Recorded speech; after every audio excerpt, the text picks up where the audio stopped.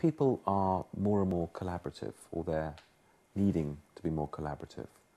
And I think that's one of the pressures on workplaces today, that if you take an average snapshot of an office, and this seems to be across the board, across the world, and across industries and company sizes, about 50 to 55% of the desks and offices are empty at any one point in time, i.e. the majority.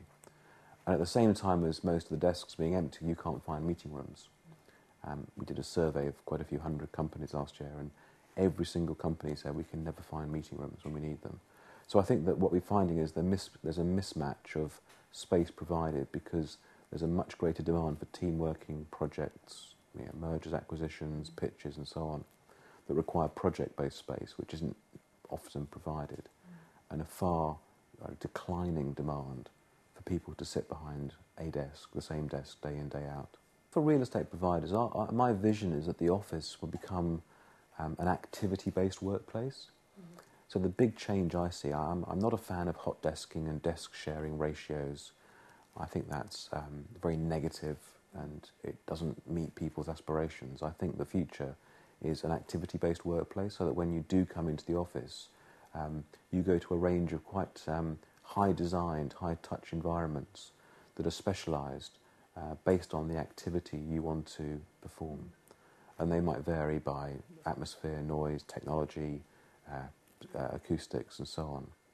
And that then allows people much more freedom to choose appropriate work setting. I mean, the idea of a telephone being anchored to a desk really should be consigned to history. I mean, we now believe that the desk phone will be dead within 5 years, and that wherever somebody logs on, be it a Apple iPad, a thin client or a laptop they're carrying, they'll get their people-centric, as it's known, desktop environment.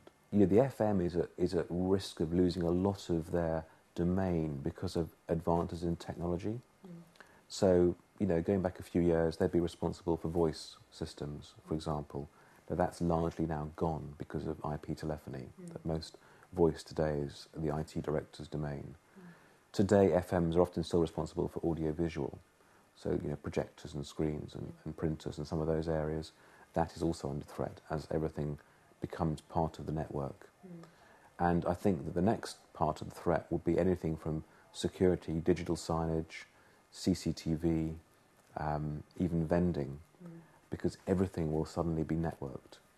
And my view is that FM should have their own network. There should be a secondary network in buildings that is non-core, not run by the IT department, but used by the FM to manage innovation areas.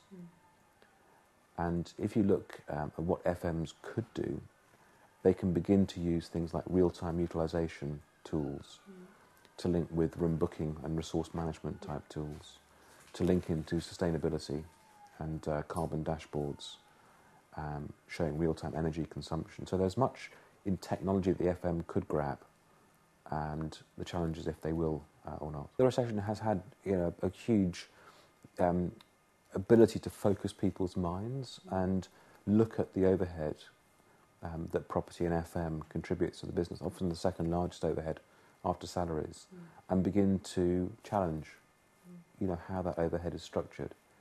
And when you do look at a building that's half empty just for the working week, let alone a 24-hour working day, you can begin to question what we provide. And then when you add in things like travel and the pressures on travel networks, transport networks, with the patterns of commuting that we have today, I think there's a much braver world which links into agile working or distributed working as well, and the growing demand for new places or third spaces in between the kind of corporate offices and home. When you look at how kids who are coming out of schools and colleges are learning, are using technology, we built a very interesting laboratory in a local school where we're doing ethnographic studies. We actually put office furniture into a lab in a school with 10 to 15, 16-year-olds. And it has been fascinating. And we've actually done some work with people like Nokia and Rio Tinto on understanding the expectations of the next generation for work in the workplace. And it's very different. So I think FMs have to begin to understand that the people that will be coming into the workforce in the next 5 years will necessarily expect something quite radical.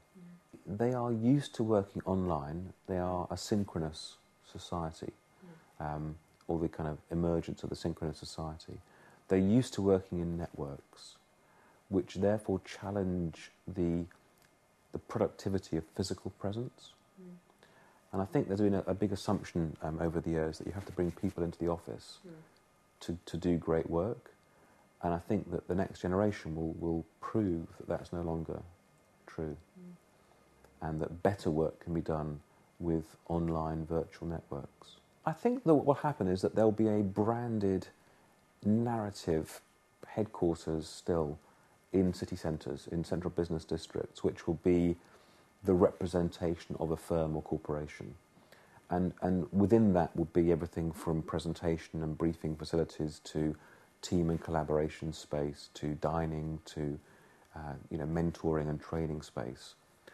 What I don't think they will have is thousands and thousands of desks lined up on floor plates. The natural conclusion of the idea of the thin or empty building as cloud computing takes off will be that older buildings become more attractive for many organisations, that they can begin to occupy buildings that were seen as obsolete because they had no raised floor and they had poor risers and so on.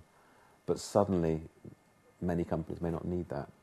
So I have a feeling that values will, value and location will change in terms of drivers. Part of the benefit of distributed working, I think the idea is that you can stagger patterns of behaviour around the city and change the kind of twin peaks that we have today with commuting. And I think that what we'll see a huge growth in is community-based working. I'm not a big proponent of home working.